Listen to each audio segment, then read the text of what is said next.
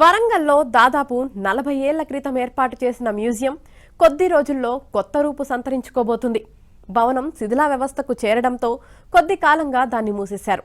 BRS హయాంలోనే కొత్త భవనం నిర్మించినా మ్యూజియంను మాత్రం తరలించలేదు. కనీసం కాకతీయుల కళా సంపదను కూడా పట్టించుకోలేదు. దీంతో ప్రస్తుత ప్రభుత్వం ప్రత్యేక దృష్టి పెట్టింది. త్వరలోనే సీఎం రేవంత్ రెడ్డి చేతుల మీదుగా కొత్త భవనం ప్రారంభం కాబోతుంది.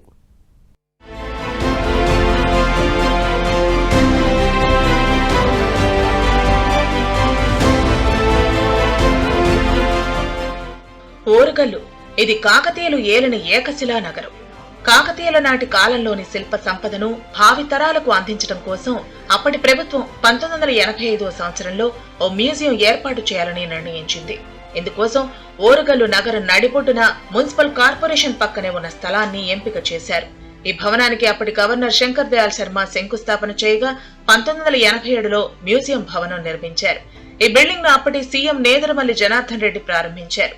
అయితే ఈ మ్యూజియం ఇరుకుగా ఉండటంతో సందర్శకుల తాకిడికి ఇబ్బందిగా మారింది. ఈ నేపథ్యంలో వరంగల్ కోటలో నూతనంగా అత్యాధునిక హంగులతో నిర్మించిన మరో భవనంలోకి మ్యూజియం తరలి వెళ్లనుంది. సీఎం రేవంత్ రెడ్డి చేతుల మీదుగా త్వరలోనే ప్రారంభానికి సిద్ధమవుతోంది.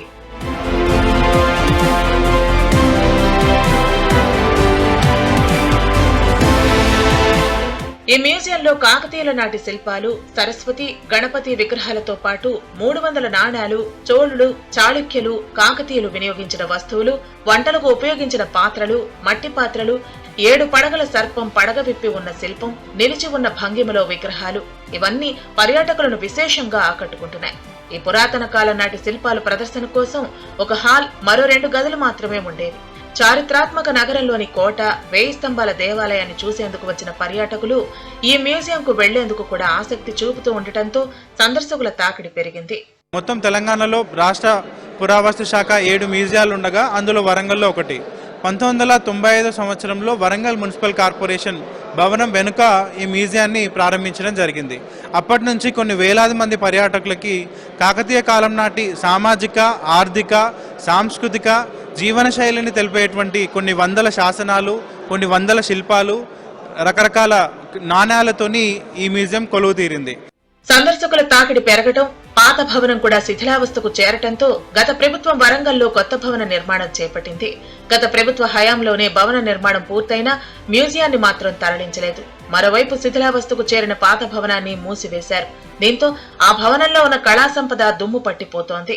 పర్యాటకులు అనేక మంది కిలా వరంగల్కి వస్తూ ఉన్నారు కాబట్టి కుష్మహల్ కానీ ఇక్కడ కిలా వరంగల్ శిల్ప సంపద, ఈ కళా తోరణాలను చూసుకుంటూ పక్కనే ఈ యొక్క మ్యూజియం ఉంటే ఈ యొక్క కళాఖండాలను చూసి విద్యార్థులు కానీ మిగతా పర్యాటకులు దీని నుంచి స్ఫూర్తి పొందుతారు. కాబట్టి వెంటనే ఆ యొక్క శిల్పాలు శిథిలావస్థకు ఏరక ముందుకు వారి యొక్క వస్తువులు ఎక్కడ పడితే అక్కడ పడి వర్షానికి తడిచే చందంగా ఉన్నది కాబట్టి వాటిని తీసుకొచ్చి ఈ మ్యూజియంలో ఏర్పాటు చేసి పర్యాటకులకు అందుబాటులో తీసుకురావాలి.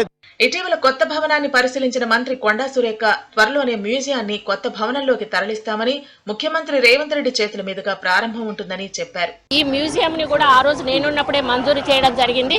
తర్వాత కన్స్ట్రక్షన్ అయినాక టీఆర్ఎస్ వాళ్ళు ఓపెనింగ్ చేశారు. కానీ దీన్ని మళ్ళీ యూజ్ లోకి తీసుకురాలేదు. ఇది పాడుపడిపోతా ఉంది అని చెప్పి మళ్ళీ ఈ డిపార్ట్మెంట్ వాళ్ళను కూడా పిలిచాము. వాళ్ళకి కొంత గవర్నమెంట్ నుంచి అమౌంట్ పెండింగ్ ఉంది అని చెప్పారు. ఆ పెండింగ్ అమౌంట్ కూడా రిలీజ్ చేస్తాము. 9th సెప్టెంబర్కు కాలేజీ బిల్డింగ్ ఏదైతే ఉందో ఆయన పుట్టినరోజు సందర్భంగా ముఖ్యమంత్రి గారు వరంగల్ రాబోతా ఉన్నారు. ఆ సందర్భంలోనే ఈ యొక్క బిల్డింగ్ ను కూడా ఓపెనింగ్ చేయాలని చెప్పి మేము చెప్పడం జరిగింది. నూతన భవనంలోకి మ్యూజియం తరలిస్తే పర్యాటకంగా వరంగల్ మరింత అభివృద్ధి చెందనుంది.